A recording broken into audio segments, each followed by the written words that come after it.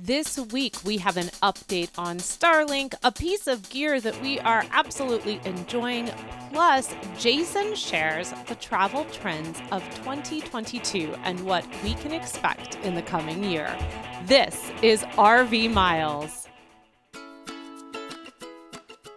RV Miles is sponsored by LL Bean, dedicated to helping you experience all the benefits of time outside and stay more comfortable while you're out there. From soft and breathable activewear designed to do it all, to just right layers perfect for changing weather, to sun-smart clothing that blocks the sun's harmful rays, every LL Bean product is made with comfortable time outside in mind.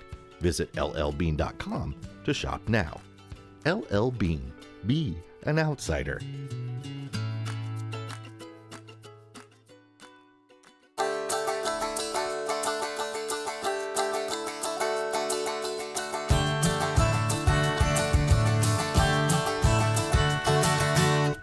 Welcome to episode 220 of RV Miles. I'm Jason. And I'm Abby, and we are two full-time travelers who, along with our boys, have been crisscrossing North America on one epic road trip since 2016. Here at RV Miles, we talk all things RV and outdoors, from industry news to travel destinations, our national parks, and so much more.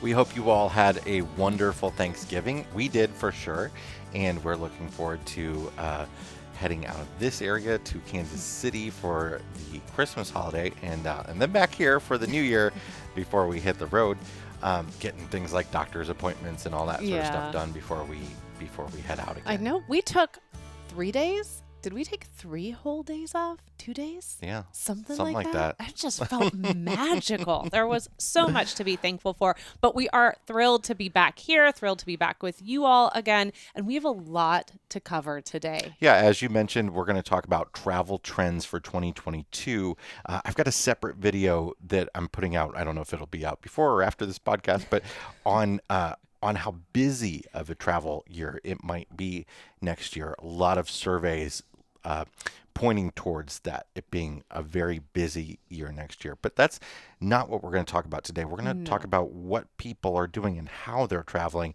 And this all comes from a couple industry update Zoom type things I was a part of this week. But before we get into that, I want to talk a little bit about Starlink and where Starlink is.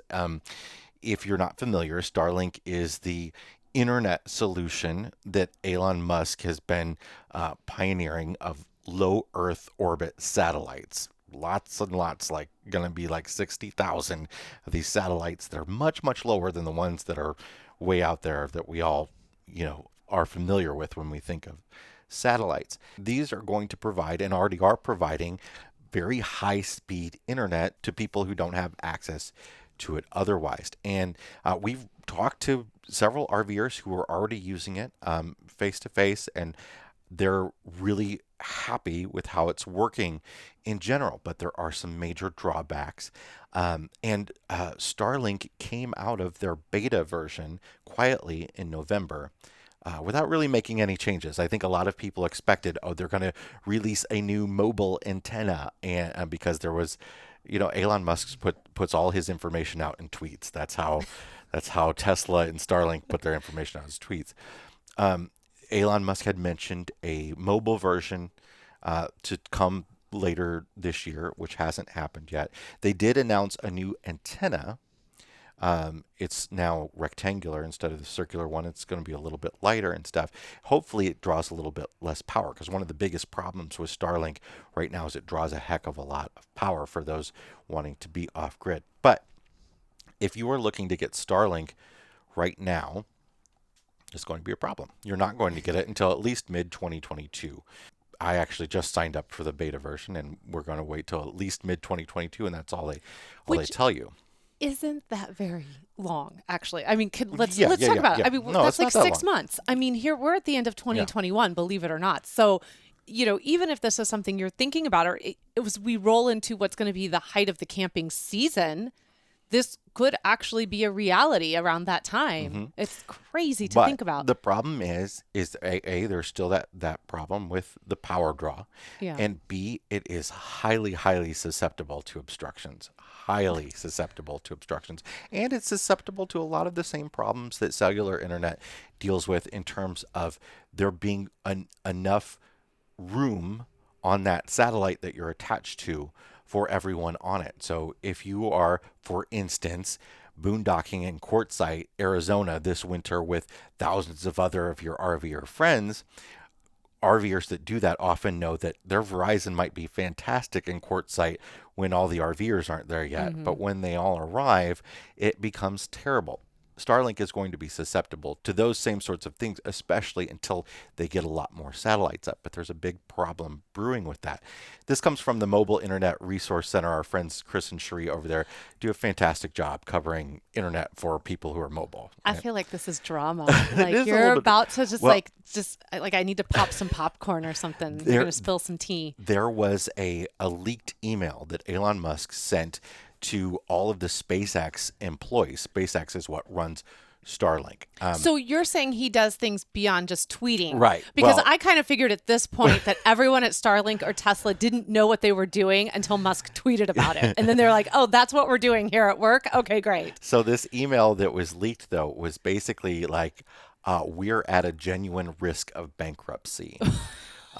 Because they can't, because the new version of satellites cannot go up on the current rockets. They're in the middle of building the new Starship rocket, which is bigger than the Saturn V that sent the Apollo to the moon. It's huge, but their new satellites that need to go up have to go on this rocket. It's had, I think, one successful test launch, but he called everybody in over Thanksgiving weekend. Yikes. To work. And it was basically, here's the quote: unless you have critical family members or cannot physically return to Hawthorne, we will need all hands on deck to recover from what is, quite frankly, a disaster. The consequences for SpaceX, if we cannot get enough reliable Raptors made, is that we can't fly Starship, which means then we can't fly Starlink satellite V2, and satellite V1 by itself is financially weak, while V2 is strong. And basically, the deal is they got to get these up there. And if they don't get them up there rapidly and very quickly, they're going to have major problems because they got millions of orders of people that want these things. And they need to provide this service. So long story short, Starlink is something to get if you need heavy internet. It's not something to rely on. It's something that's going to be awesome when it works and when you have the power to use it. And if it becomes available to you and they send it to you, you do have to change. At this point, you do still have to change your address every time you move somewhere. You have to go online and change your address. And they might not let you into that new address, by the way, because different areas have limited availability. So basically, it's not really ready for public consumption other than sort of power users who are willing to play around with it and figure it out and all that sort of stuff. And people that have really no other option. You're out in the middle of nowhere in a home somewhere, stationary, that sort of deal. So because I'm learning so many things in this segment right now, do I recall you saying you put a deposit down? I did. I put $100 refundable deposit down on Starlink. Oh, good. Glad to hear it's refundable. It's just like the it's just like the Tesla Cybertruck, which we did not put. Have we put a deposit down on one of those, Jason? But like when there are so many of this is the thing now. They announce stuff like this, and it's not just Tesla, but I feel like Elon Musk sort of pioneered this. It's like we announce something, we take pre-orders for a truck that is going to cost, $80,000, $100 pre-order. It's refundable. And then they get like, 1.5 million pre-orders. And they're like, look, we've pre-sold 1.5 million of these. No, you have not. You haven't. Isn't this this is essentially a variation of GoFundMe. Yeah. I mean, that's all this is. This is GoFundMe without, GoFundMe taking some of the cut. It's less about that $100 deposit money, them needing that money. It's more about them being able to show investors, look how many people want us. So that we can call everybody back in over Thanksgiving weekend and say, by the way, we're going to be bankrupt. Meanwhile, Tesla has not built a Cybertruck. No. While Rivian has put out a truck, Ford has put out a truck that is electrically powered. And we have a family member who is still waiting for his Tesla truck. And look, I actually love Tesla. I love the innovation that happens among Elon Musk's companies, but it's hard to rely on anything that they say is going to happen unless he tweets about it.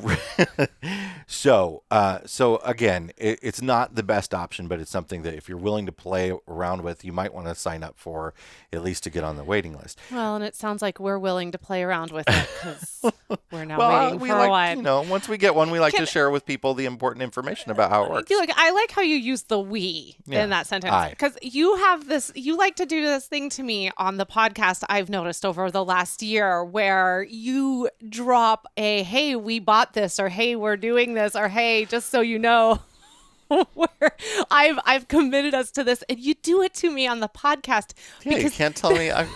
Like that camera I bought last night. You can't. What? No, just kidding. Oh. Anyway, we do get lots of questions from folks about what we do use for internet. And we did a video recently on what we use for internet plans out there. You can find that on YouTube. Or we'll link to it in the show notes, make it a little bit easier. rvmiles.com/220. We use 3 different cellular carriers that we carry with us all the time. We have 2 hotspots, and we have 2 Verizon phones.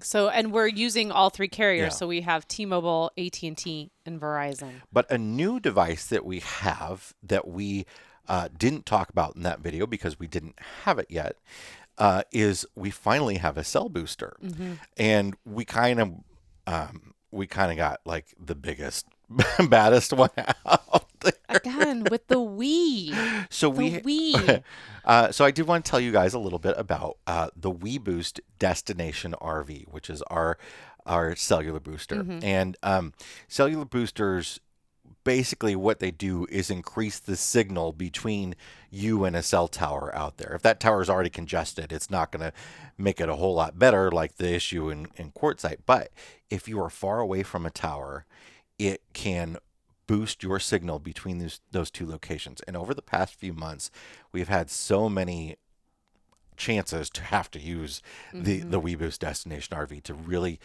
get a signal from far away, especially like in Utah when we were basically camping within our river valley in between Big Rock Candy Mountain. Big Rock Candy Mountain. That was a lifesaver. Like curves between mountains where the towers are like around the bend a few miles away, and like bouncing the signal off mountains. Yeah. This is a power user thing. This is a directional antenna. So that means you can point it towards the tower. So you can actually pull up an app and find out where the towers are near you. And I suggest you do that before you get to the area, because the cell service might be bad in that area. Yeah, you could. Yeah. But you can point to where the towers might be in your area. You could do a little trial and error too, and then it will boost that signal into your RV. Now, WeBoost has other options as well. They have more omnidirectional antennas where you don't have to aim them, but they don't have quite the reach. So the Destination RV is a kit that comes with basically it's a retractable flagpole. The thing's 30 feet tall. It's insane. This isn't something that you use while you're driving down the road. No. Right? They have other options for that if that's what you want. If you want to have cell boosting in your motorhome while you're driving down the road, or you want it to pop on anytime you're somewhere.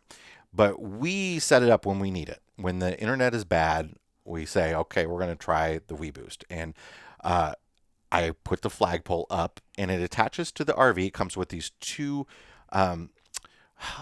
hanger things that you stick on. They've got sticky backs, and I've been really impressed with how strong they were. We were in some severe winds when we were up on the motorhome hill at NASCAR. I was just about to bring that up because believe it or not, we needed that. Yeah. And we're so glad to have it when we were at NASCAR in Las Vegas. And NASCAR gave us a flag, and I put a flag on it and used it as a flagpole as well. Look at that. Like you do at NASCAR. Yeah, of course. But it's a big thing that it takes up a decent amount of space, but when you are down in a valley somewhere, you're around the bend somewhere where there are physical obstructions like mountains or hills or what have you between you and where the towers might be, boy, it makes an awesome difference. So the pole has the antenna at the top of it, and then there's a coax cable that runs down it that then you have to get inside somewhere to an antenna that goes inside your RV and then broadcasts the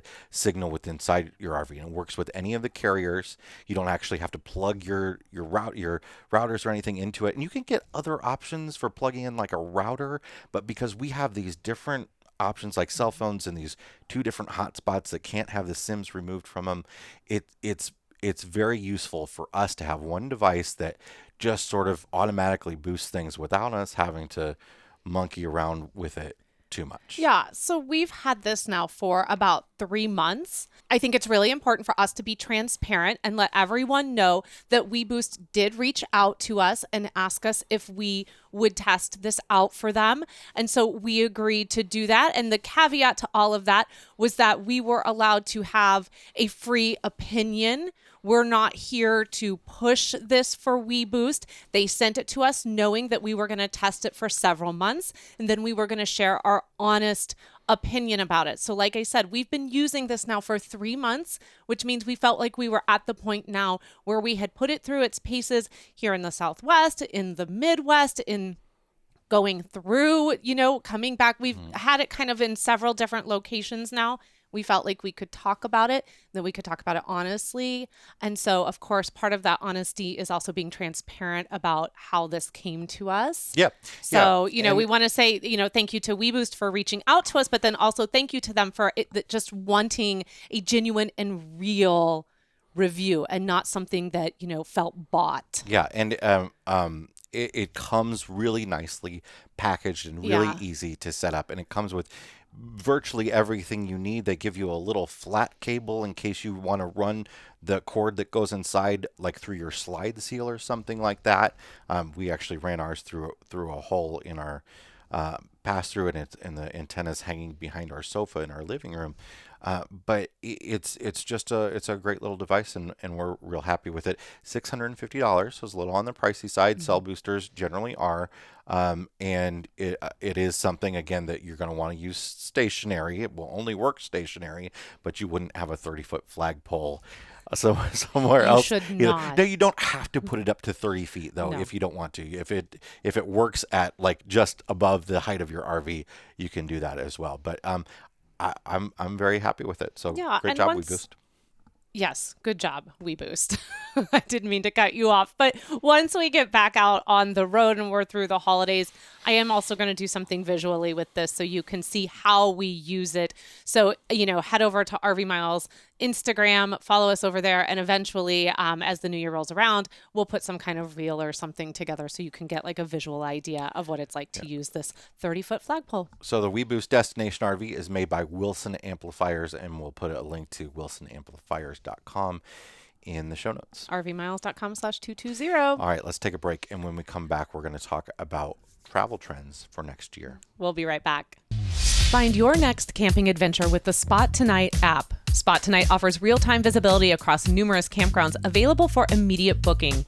Easy to use and free to download, with Spot Tonight, you can build a traveling profile, share parks with friends via messaging, and mark your favorite campgrounds. Travelers can search for specific parks that meet their exact need for tonight and beyond. No more blind searches in hopes of finding an available spot. Simply look, book, and go. Campground owners download the Spot Tonight app and see how your park can join a vastly expanding network. For more information, visit spottonight.com or simply download the app in the Apple or Google Play stores. Look, book, and go with Spot Tonight. The holiday season is here, and Solo Stove is currently having its biggest sale of the year. Now through December 5th, you can buy one, get one on camp stoves, 35% off fire pits, 40% off fire pit bundles, and so much more. Plus, RV Miles listeners can save an extra $10 on their Solo Stove purchase of $100 or more. Head to rvmiles.com/Solo Stove for all the details and enjoy this extended Cyber Week deal through December 5th. All right, travel for 2022. Okay, but before we dive into this, can we acknowledge at least, we can do a note for the audio. We can also acknowledge it visually. That we're wearing RV Miles stuff now for the first time ever. 220 episodes it took for us to finally accept that we can make things and then wear them. Abby has on a nice robin's egg blue, keep logging those RV Miles hoodie. They call it a Carolina blue. Carolina blue. Oh, so if you're a Tar Heels fan? Yes, exactly, which is, where Jack wants to go to school. So I, start saving now. And yes, and it just says keep logging those RV Miles on it. But you have one that's been really, really, really popular. And that is just, all it says is camp. Just says camp, and then underneath RV Miles established 2016. I felt like also we're both wearing hoodies. We very rarely try to match up like in such a way, but we are today. But it's just kind of exciting. So even if you are not watching this, but you want to see what we're talking about, especially if you're a Tar Heels fan, then you can go to merch.rvmiles.com and you can see everything that we have put out that's all new, and you can save 10% with the code SAVE10. Cool. There you go. All right, now can we talk? Yes, now we can talk about travel trends. There are two events that happened this week that I participated in. One was the RV industry power breakfast that they haven't been able to do for a year and a half. I wish they'd find a different name for that. 1,000 people there. 1,000 people in person. Lots of speakers, including like a big name economist, a representative from KOA, and then the leaders of Forest River, Winnebago, and Thor Industries, all talking about the current state of the industry, what's happening this year, what's happening next year, that sort of stuff. So RV industry is one thing. And then I participated in a sort of a conference call for media about non-airline travel, basically. I did the same thing last year. If you remember this, we had the same episode basically last year and talked about this. It was put together by the folks over at RVshare, including John Gray, their CEO, RVshare being one of the biggest peer-to-peer rental RV platforms, which have had such a huge explosion right now. But also there was Toby O'Rourke, the CEO of KOA, Alyssa Ravazio from HipCamp, and Laura Mata from Lonely Planet, and Jeff Hurst from Expedia Brands. And then it was all put together and hosted by Nick Ewan, who is from the website The Points Guy. That was like one of the most popular blogs on earth about like using airline points and stuff. It's amazing. It's amazing. So there were a lot of little nuggets out of this. Out of both of these. Yeah. About where travel is right now and what next year is going to be like. And like I said earlier, I did a separate video on how travel might be kind of exploding even more next year, especially road trip travel, because people are still, a lot of people booked trips, right, over the course of 2020 and 2021 and canceled them and moved them. Yes. We did it with Disney World. We canceled our Disney World trip 3 times. Yeah, and boy, fingers crossed we're not doing that again. And even though we're heavy travelers and we're still going places, we didn't want to go to Disney World when there were a lot of restrictions there. Yes, this is why I would not listen. I know you're watching Disney, so let me go ahead and just tell you why we moved this trip, because you didn't adjust your prices, but you took like 50% of everything away. And I understand why you needed to have those restrictions. I get that. But when you're still asking me to pay full price for what is 50% of a park, I'm like, I'm sorry, I'm out. Like, I can't justify the cost. I mean, it's hard enough to justify the cost, right?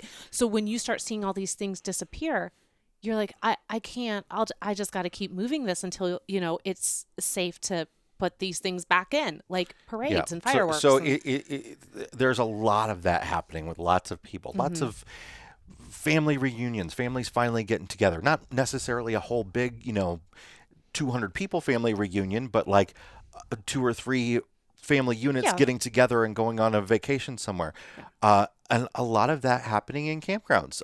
KOA, we could start here, I guess. Toby O'Rourke from KOA was talking about how something that they're seeing a lot more popular right now that they saw in 2021 and they see continuing into 2022 at their campgrounds is like groups of like 2, 3, or 4 families getting together and wanting groups of sites or wanting 2 sites in a cabin, that sort of thing. So what they're starting to do at KOAs is, instead of here's the cabin section, here's the yurt section, here's the pull-through section, it's all going to start coming together in a lot of their new campgrounds. Yeah. And, I saw a lot of that across social media in regards to how people are now interacting. And immediately I thought of our friends over at Inspired Trek, because they just shared something. And if you haven't checked these folks out, they are beautiful human beings. Go over and find them on Instagram. But they had just done something really similar where they were at a campground and they had some family members join them for Thanksgiving. Guess where the family members stayed? In the cabin. And what's great about that is you can all still come together, but then everyone gets to go to their own individual spaces. So I do think that 2022, and we've actually been talking to our family about this. Hey, come find us on the road. Get a cabin at the campground we're staying at. Then we can all be together. At about this point last year, I also talked about how there were 57,000 new campsites supposed to be coming to the U.S. this year. Now, I have no idea how much of that actually happened. But I can tell you that KOA says that they have 20 campgrounds in development. Wow. And it's an equivalent between the campgrounds in development and new sites being added to other campgrounds. They're bringing in about 3,500 new sites into the system. And they'll all be booked. Yeah. Well, that was where I was going next. Is that KOA says that KOA is the biggest private campground operator in the country, and they're all individually owned, but they're in associations or franchises of these campgrounds, and they have 50% more reservations. They're like the number of deposits they have on books right now. Are 50% higher than they were December of 2020, which was already a very high point, right? So it's even higher. Now, does that mean 50% more people are going to be camping?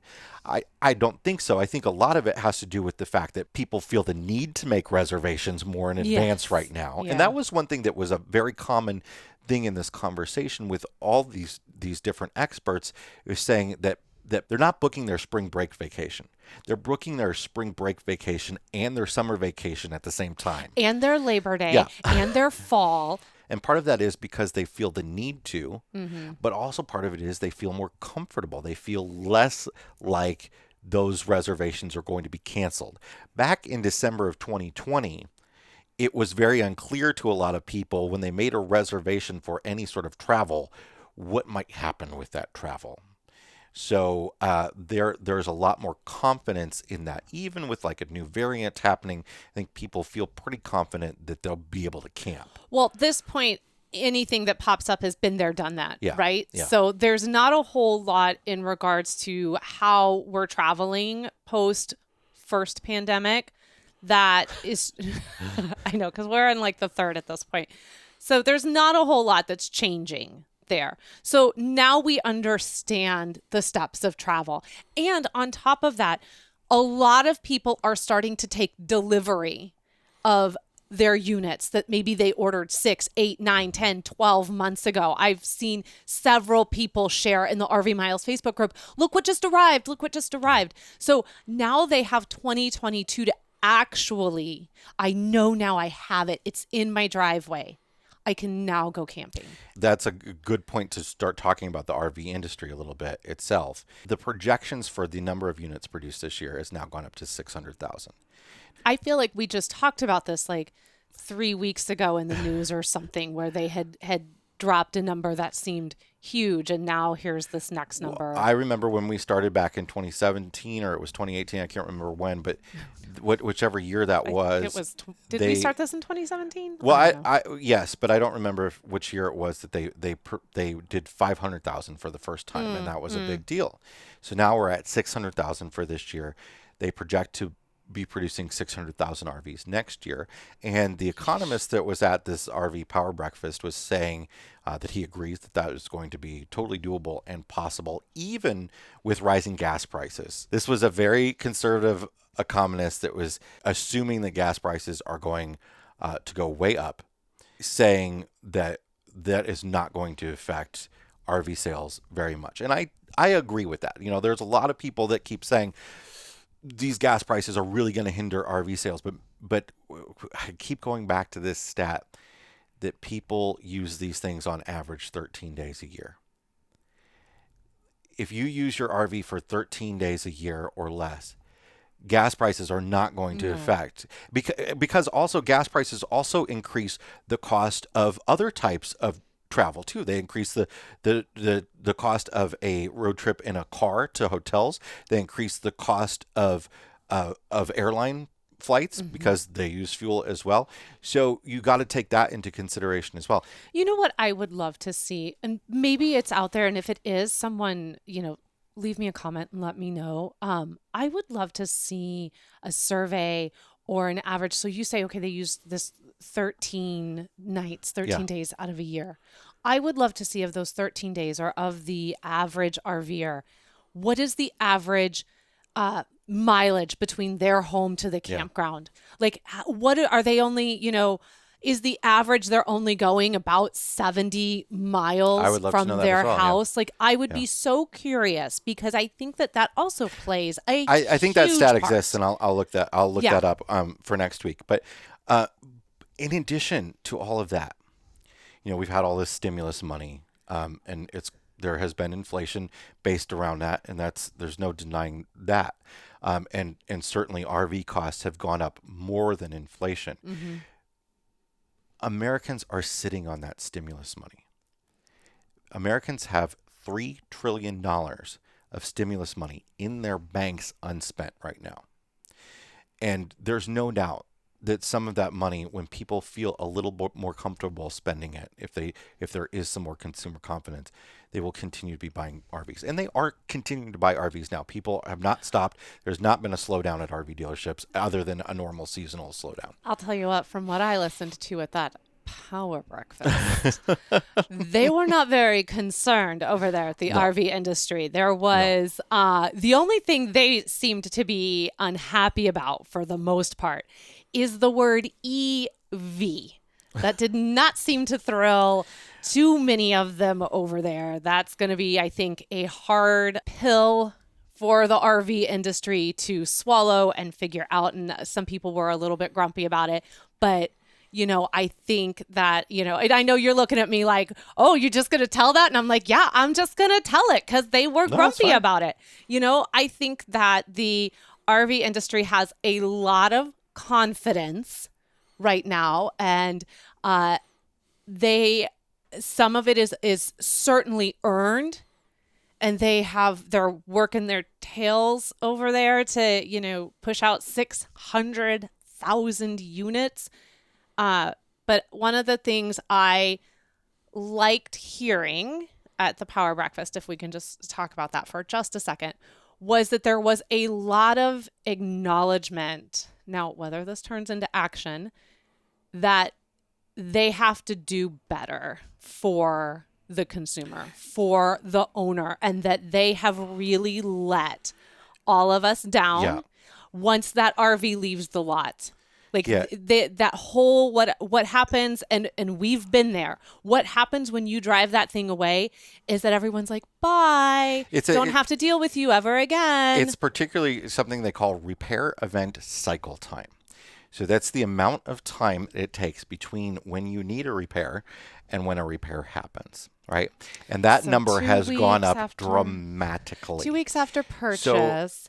And then there are some things that they have already started doing to work that out. But one of the most interesting things that I heard from this was, I believe it was the CEO of Winnebago was talking to a dealer who said, with every new RV, we give out a shakedown kit, which is like duct tape and staples and things that you might need to fix your RV, and that was sort of like a light bulb moment, saying so a little horrifying. A little horrifying. One thing I heard them say that Forest River is doing. Forest River has all sorts of different part numbers for all their RVs. They're all different divisions that have different part numbers, and those part numbers are different than the part numbers of the manufacturers that make those parts, right? Because RVs are assembled from a variety of parts that usually come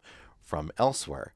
So Forest River is cutting all of that out and using the original manufacturer part numbers, which should help dealers then order you a new part. Instead of looking at a part and saying, oh, it's got like 4 different numbers on it, then going and check it against the Forest River number and trying to figure out from Forest River what the original part number is, that should help streamline that. You know, another thing I liked, because I was kind of being a little poo-pooey about their reaction to electric vehicles, but I will give it to Thor Industries on that one, because when they got up and they were speaking on that, and they were talking about how they're so far ahead in Europe on this, like so far ahead of us. And so when they purchased Erwin-Heimer Group, Erwin-Heimer was already so far ahead of where Thor was in this game. And so they've really been able to learn from them and really gather their knowledge about what we need to do for electric vehicles and how that's going to shape this industry. And I thought that was really cool, because they are aggressively pursuing that over at Thor.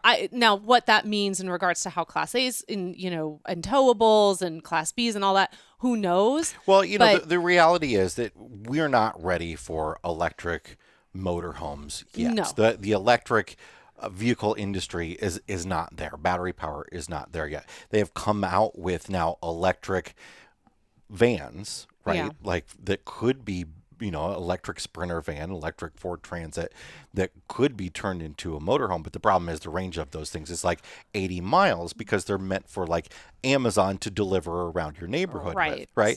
They're not meant for you to drive from like the East Coast to the West Coast. In 10 years, it's going to be a different story. Okay. So that's kind of my point, is that we have to have these conversations now in 2021, because we can't have 2031 show up. Yeah. And not even know how to make this work. Like, we have to start having these conversations now. They're not going to show up, but that's the whole point. Like, that's the whole point of innovation. That's the whole point of progress. We will continue to move forward. And it's very, very important that everybody in the RV industry understand and get on board. Otherwise, they are going to get left behind, and then they're going to frantically try to catch up, and then they're going to put something out that's crap. Yeah. Like, that's just how this is going to happen. Pardon my French. Well, that was something that Toby O'Rourke at KOA was really talking about, and I've talked about this before in our recent news video, that they're going to start installing electric charging stations at KOAs, and they're sort of reacting to the market trend instead of some campground owners who might be thinking, I'm going to charge you lots of money if you have an electric vehicle, and being reactionary instead of proactive. Yeah. KOA was also talking about the importance of Wi-Fi, in that it is so important to travelers right now. Especially with the increase in the ability to work from home. And the amount of people that are now schooling from home, and those who elected to not send their kids back to school. It is now, KOA says this is now, it is no longer something that we can consider an amenity. It is something that we need to consider a utility. It's the same thing as having sewer at a campsite, right? And they're going to be investing a lot of money into upping the Wi-Fi quality at KOAs. Now, they also talked about how difficult and expensive that is. It is. I know it sounds easy. We all have Wi-Fi in our homes and stuff. But we don't all have Wi-Fi in our homes, which is amazing to me still. Well, yeah. You know what I mean? Like, there is still a disparity between... We understand how that works, though. Yes. And that it seems easy enough to call the cable company and then they come do it. And and it seems like hotels have been able to somewhat manage this as well. But campgrounds have a lot more challenges thrown in there because the sites are much further apart. The Wi-Fi is a line of sight thing. Well, they're often in rural Yeah. areas, which we are historically known for, Yeah. not having the Wi-Fi that they They need could for those put the communities. best system possible into a campground, and then what they're still stuck with whatever provider Yeah, it's is awful. able to provide them something. So they're actually really counting on some innovation in satellite internet like Starlink to really help. Even if you don't go around with Starlink with you, your campground might be running off of Starlink. That might be an option for some of these rural campgrounds as well. Let's see, a couple other things that I found really interesting. Well, since we're talking about Wi-Fi, let's talk about people that are working from home, Okay. and the flexibility that they have now. It has become it's if you're somebody that works a full-time job for a company and have a boss that can get a hold of you wherever you are, for some people that's really annoying. Yeah. But for some people, it has now become a thing that allows them to extend their vacations. So it's not that they plan on going on vacation and working the whole time. It's that before they were going to go on a weekend vacation, maybe take Friday off. And now they can do a 7-day vacation and just work, a little bit each night for a few of those days. So what we're seeing is the extension of the amount of time that people are camping happening, and or traveling, however, not just camping, right? We're seeing longer bookings, and we're seeing more weekday bookings.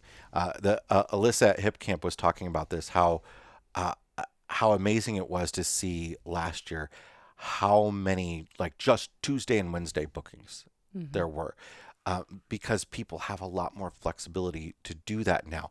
They're going to visit Yellowstone on a Tuesday, right? Instead of going on a weekend, and it's Yeah, a big deal. this has been our life now for 5, almost 6 years. This, kind of building the schedule and moving from place to place and taking work with us. And it used to be that, Friday, Saturday, Sundays were the hard days to get. And then you'd know that the campground was going to empty out on Sunday. And then, you'd have this quiet spell until Thursday. And that's just not how it is anymore. There are more who are working as we work and being able to do that for longer periods. And it's fascinating. I mean, it's fascinating to see what has happened in under 2 years to this lifestyle. And then also just from a business perspective, as one who had worked from the road and some of the challenges we had trying to work from the road, how those challenges are starting to smooth themselves out now that it's become, mainstream, I guess is the best way to say it. Yeah, and it's not just weekdays either. It's also more off-season stuff, like the ability for people to go wherever all year. And some places are better seen off-season, like any leaf peeping that you enjoy. That's I love my leaf peeping. That's out of the main travel season. There are many national parks that are better in the spring or the fall, right? Well, we're here in the Quad Cities, and this, campground is open year round. And the sites that, we're in a seasonal monthly, so, we have water, sewer, and all that. But the nightly rates, they don't have water at their site anymore, and they're still booked down there. Well, the fall was one thing that Toby at KOA said was really surprising from 2021. She expected, and the folks at KOA expected, that this fall would be about the same as fall of 2020. It was an explosion. Yeah. They had a fantastic fall of 2021. It's not a bad time to be Toby over at KOA, is it? They do expect, though, that the off-season stuff next year will come down a bit because kids are back in school. Yeah, I suspect, and I would agree with them too, that by this time next year, things are going to look even more like 2019 than 2020. Yeah, but let's remember also that 2019 was KOA's biggest year ever. right? Pre-pandemic. What do you want me to do? You want me to go back 2014, 2013? Yeah. I don't know how far I have to go back at this point. Things like having festivals back is going to be a big deal, especially for the RV rental businesses. I asked them about customer interaction and whether that's changing, that stuff sticking around, like contactless check-in, that sort of stuff. Because I think one of the things that's happening is there are more options for that are great, but also there's still a need for a lot of people to be like, I need to talk to somebody about this campsite and know, like, am I going to fit into it? Sure. That sort of stuff. I love it on the back end once I've booked. What I think is weird, and I'll be curious to see what they said, but what I think is weird when you have all of these pre-check-in and they have you do all this check-in and all of this stuff online and you get all these emails, and we've had to do all this recently, and then they still want you to come inside when you get there. And I'm like, I don't get it.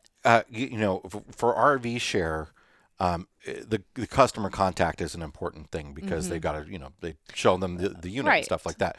But John Gray was saying that it has become more important than ever for all of these different providers to provide all the possible information that you might need in advance. And then still have opportunities for you to talk to people without having to pick up the phone and wait for a busy signal, which is still a thing. There's busy signals at campgrounds, and one person answering the phone, and then they're on the phone for 45 minutes with somebody while 14 other people are trying to call in, right? That's what happened at that campground in Florida that I just talked to like 3 weeks ago. And then they still, once I did get a hold of them, it was like there were 15 phones ringing in the background the whole time and people in and out. It was so loud. And our reservation ended up being under Jason Pepperson. I was like, I might leave that. But there are things that they can do to allow us to have more options, more modern things that they can do, like having a chat screen on their website, or having text options. Is it a real person on the chat screen? Well, if it is a real person, it's never someone who never has anyone on a chat screen actually answered my question ever. But if they play around with some more of that technology, they have more options for providing answers to questions, even email. I mean, how often have we had to send an email to a campground and wait 2 days for a response? And by then we 5 minutes later, we booked another campground. Oh, I feel like the 2-day response is actually good. I mean, that to me is a good response. But having more people that are instantly replying to emails and dealing with that sort of stuff, we're going to see a little bit of that become more of a norm next year and beyond. Yeah, I think it's going to be the back half of 2022 before we start to see. There are going to be people, Jason, that are going to go kicking and screaming, or they're just going to sell. Because the flip side of that is they're so busy. Yes. Then they're so booked that none of that matters to them. They don't have to care about customer service because they've got enough people. This is some of the problem we're facing too with campgrounds is they feel like they don't have to do a dang thing because they're just staying booked. But their competitors are. And we've talked to some of the new money going into campgrounds, which is making them more expensive.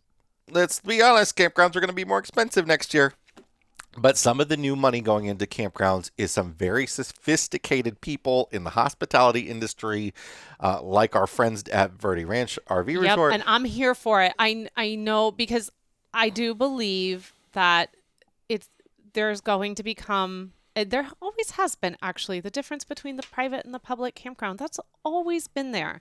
And my hope is that the federal and the state and the county and the city parks will continue to be affordable options that are not going to have the Wi-Fi that we all need, not going to have that pool you want for the kids. You ain't going to be able to go into the gym and do your yoga.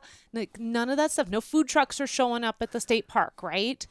Okay, so you can go there. Or these private campgrounds get better and charge so that when you go to the private campground, you have all those amenities and you don't get ticked because you just paid, like in Oklahoma City, when we paid for a private campground and we paid private campground rates and we rolled up into that place and I was like, this looks like I'm dropping my RV off to have some work done. This looks like I'm at a repair shop. It was a gravel parking lot behind a gas station. And it was packed. Yeah. I mean, that's the problem. And it was the same rate we paid in Verde Ranch for a pool and a clubhouse and excellent Wi-Fi and all that sort and of their stuff. Wi-Fi was all like under new, I got to stop getting sucked into this under new management thing that keeps biting me in the butt. But, there's these private campgrounds, you're right. They're not going to, they're going to have to move because there's just too many in the hospitality industry that are like, hold up. This is where the money's at. Let's sum up here. Camping is going to be busier next year. No doubt about it.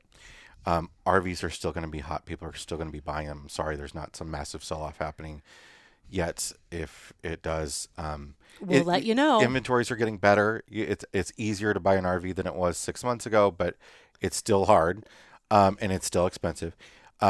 Every time you say something, I'm just throwing my hands up over here because, it is what it is. But what are you going to do? Is. So let's talk about what you're going to do. You're going to make more reservations. Are we? We got to, right? You're going to be more flexible. I booked a month of reservations the other day because I was like, we got to get on this. Well, it's Florida in January. First off, can I tell this story? Because we're sitting over at your parents' house and I love when you do this because I always know when you're kind of like stuck on a project you're supposed to be working on and you're just kind of like avoiding it and you don't want to do it because you're stuck on it. We all are there. The next thing I know, you're like, what's the date for this? What's the date for this? Do you know what the date is for this? And I'm like, I'm sitting here trying to watch this football game. What are we doing all of a sudden? And the next thing I know, do you like everything on the Google Calendar? Where do you want me to put these reservations? And I was like, oh, so we're doing this now, huh? We're booking reservations. It's Florida in January. And I was like, listen, all I need you to find is is 3 weeks. I've already taken care of the majority of it. And wait a minute. What? All you need me to find is 3 weeks. Yeah, find 3 weeks. You've taken care of the majority of it. What is the majority of that you've taken care of? All of January. Thank you. All of March. I booked Disney World. OMG, that was 2 years ago. It doesn't count. We're boondocking at the Tampa RV show. Yeah, which I handled. Okay, took care of it. You handled. We're just showing up. But I told you the dates we need to be there. And I told you how much it is. We are visiting some friends we have not seen in a very long time, which I'm thrilled about. And prior to their arrival, we're traveling. We're going to spend a little bit of time in Georgia so we can scratch it off the map. Meanwhile, I handled spring break around Tennessee, around Pigeon Forge and Gatlinburg area. No, that's not spring break anymore, Jay. That's end of April is not spring break. It's not spring break. Okay. Anyway, I'm just saying and now you're telling. Look, you're not even dealing with Florida. You were dealing with Tennessee. You're right. I forgot what I was dealing. Yeah, exactly. I was trying to deal with Florida. I was trying to deal with the campground in Florida that you kept talking about us going to, and I was like, they've got 12 sites and none are available. So. Well, I was told someone had just released one. Well. So what do you want from me? I was doing the best I could. So we have 3 weeks in Florida. We need to figure out still in February. That's all. No big deal. We'll just drive up to Georgia and then turn around and come back. Maybe. All right.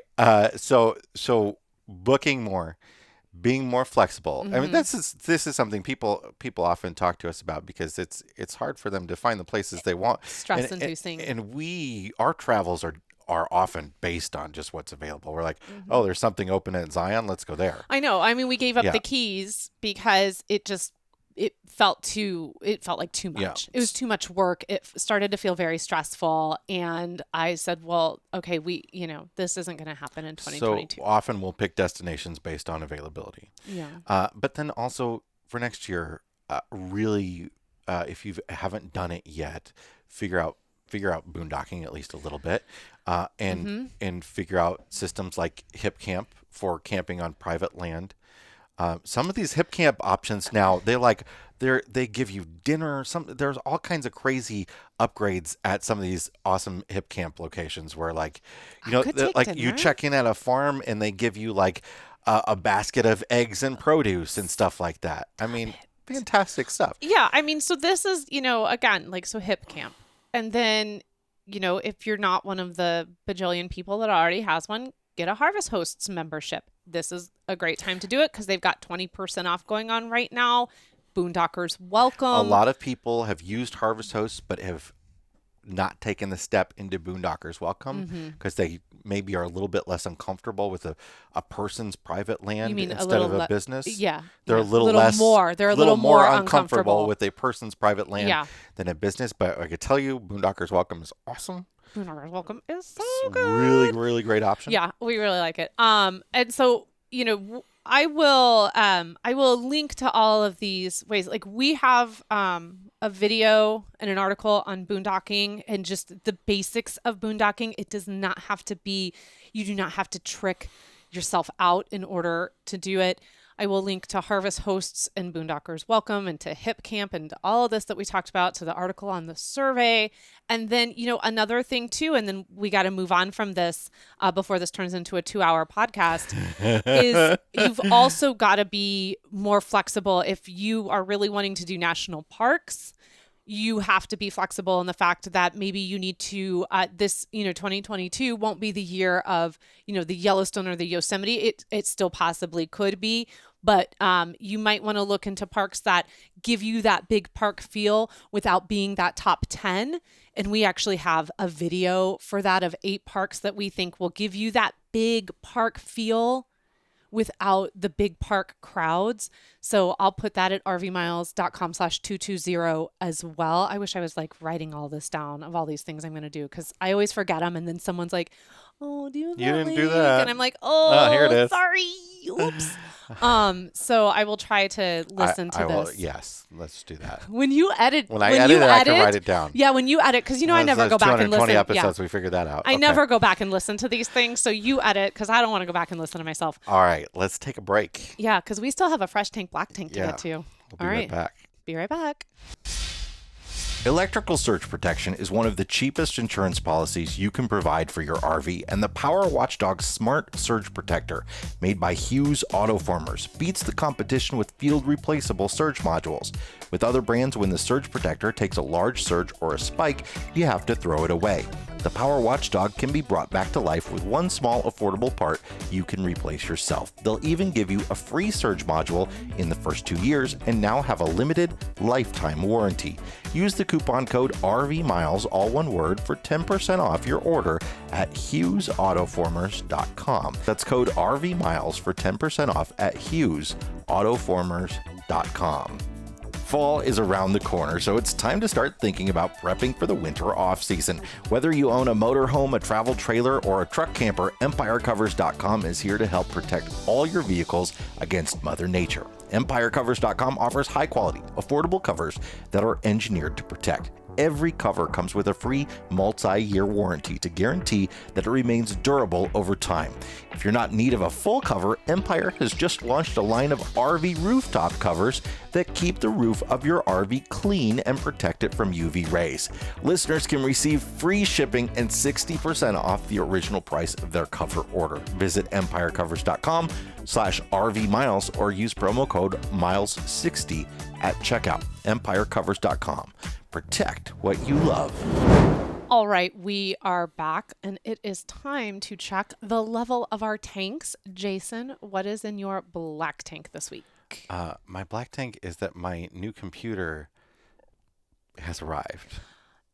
Yes, where is it? But it is in Kansas City. Yeah, so are you going to black tank the actual computer, or do you think maybe you need to black tank the person that ordered that and put the shipping address into that? Black tanking the idea that I can't go get it.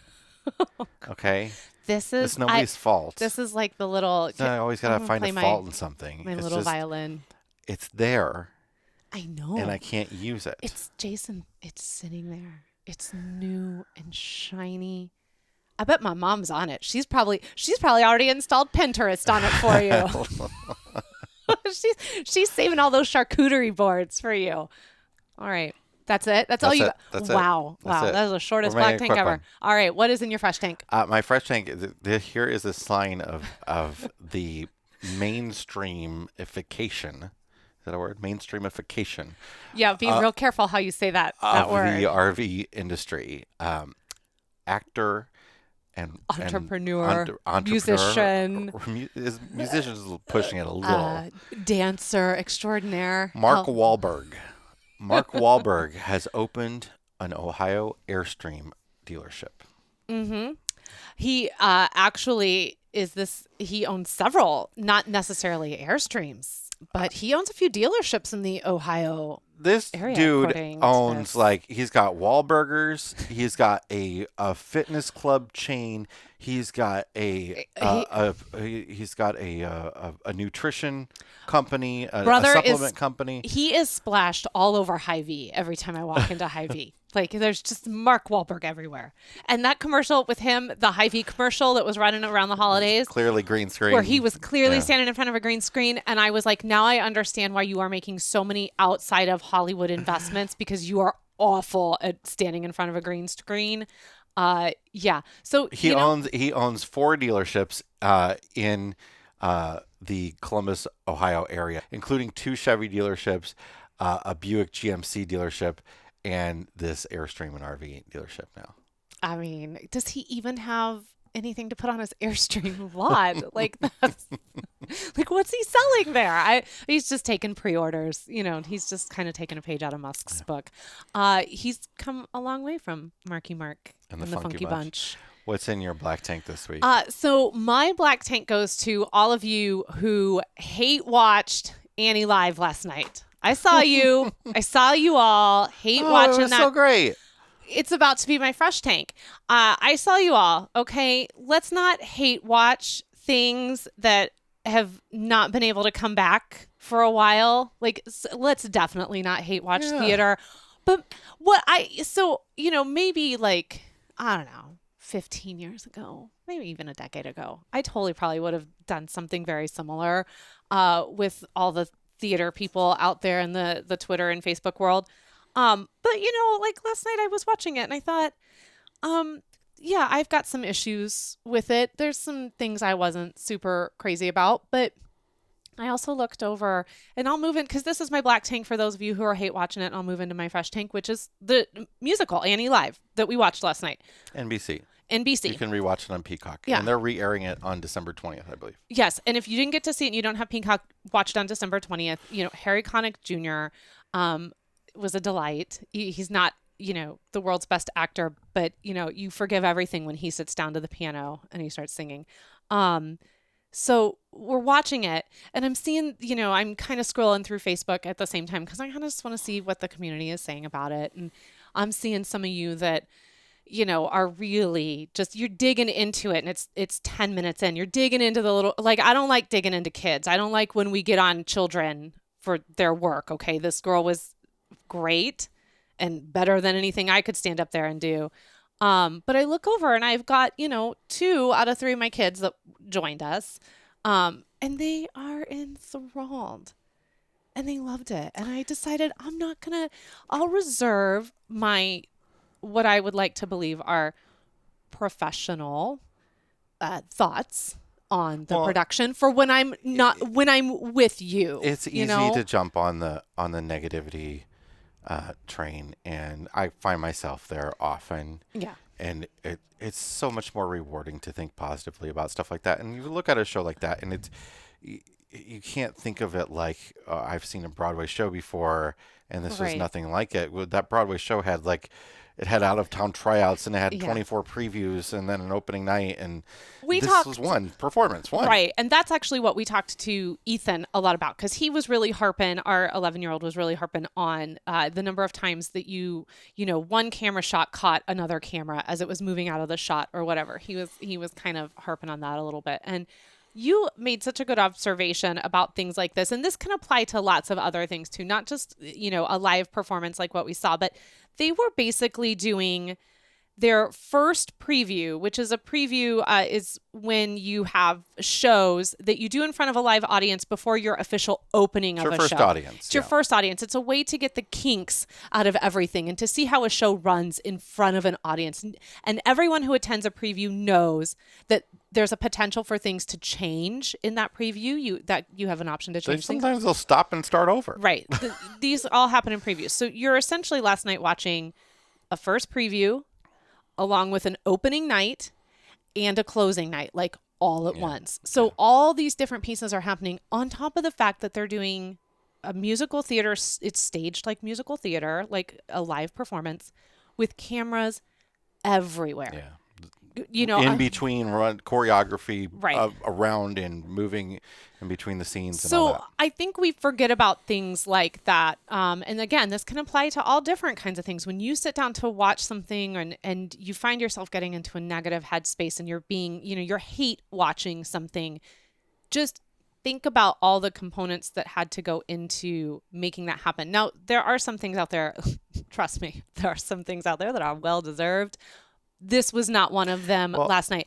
There were not things I was thrilled with, but man, it was so good to see like legit choreography and real dancers and the chorus was so good. And I do wish that the vocal power of the chorus had made its way into some of the leads' vocal power. Look, when we armchair quarterback, like a football game.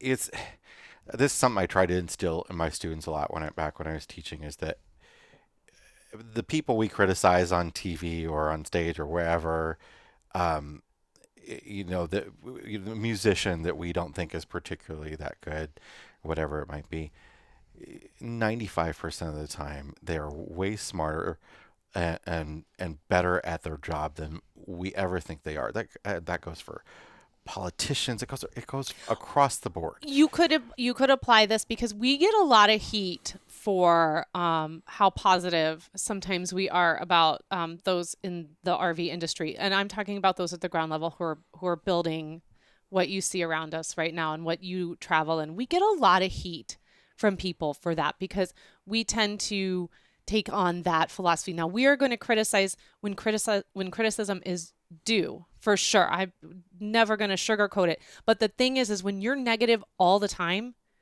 people stop listening. Well, we watch all these judging shows now, right? And I think I think there's this sense that we need to, sometimes criticism just isn't due, even if something isn't the greatest. We watch things like American Idol and Dancing with the Stars and all these cooking competitions where we're like watching these people being judged constantly, and the society is becoming a little bit more judgmental, I think, because of that. I was all here for that cooking show that's supposed to be starting where they're like cooking in different levels, like first floor, second floor, third floor. I was totally into that preview for it, and I thought this looks like a lot of fun until the very last second when one of the team judges or something was like, this isn't top level cooking, and then threw somebody's food off of the third floor because it didn't meet her standards. And I was like, and I'm out. Okay, so this I don't think I've said this on the podcast before, but this is one of my favorite things ever, is that the show Chopped. I think most people know. We've probably watched every episode. Most people know the show Chopped pretty well, where you've got 4 cooks, 4 chefs, and each round somebody gets chopped, and instead of giving them positive feedback to the people that stay on, they tell the person who's chopped why you're chopped, like your stuff is bad, you're gone, right? So the pilot episode, which you cannot find anywhere, but it was filmed, there was a pilot episode for Chopped in which there was the host, Ted Allen is now the host of Chopped, but the original host of Chopped was a butler type person, right? And he had a little dog. I don't know what the dog was, but it was like a little chihuahua or something, right? On the pilot episode of Chopped, you can look this up. I'm not making this up at all. On the pilot episode of Chopped, the original idea for that show was every time somebody got chopped, their dish was served to the dog. No. Yes. That's so... And they thought that was a little too much. We're going to reel it back in a little bit. It's so mean to the dog, and it's so mean to the person. But look, all of us have watched, we watched Randy Jackson telling people whether they can sing or not. And we think that we are now qualified to talk about people's performance in in critical ways. There you have it. Catch Annie live December 20th. Remember when we said we weren't going to make this a long podcast? So thank you for sticking with us for this 3-hour Now that it's on a separate YouTube channel, it can be a little bit longer again. Yeah, now you're not so stressed out with me looking at me like, wrap it up, lady. So anyway, that's the show for this week. Unless you've got something you need to add, Mr. I'm good. I'm okay, good. I think you we good? Can end okay, here. We can go ahead and end here then. So I'm going to do that little outro roll now, which is to say thank you so much for sticking with us today, for watching the show. If you have not headed over to Apple Podcast and left RV Miles a 5-star review, we would be so thankful if you would go over and do that, especially as we get ready to roll into the new camping season. That's going to help put RV Miles in front of this new generation of RVers that is going to be showing up in 2022. If you would like to chat with Jason and I, you can find us over in the RV Miles Facebook group with 11,000 of the nicest RVers you will ever meet. And of course, RV Miles is all across social media. We are on Facebook, Instagram, and YouTube, and occasionally we are on TikTok. If you're headed to Amazon, we would love to go with you. Just start at amazon.com/shop/RV Miles. And until next week, keep logging those RV miles. Bye, everybody. Bye.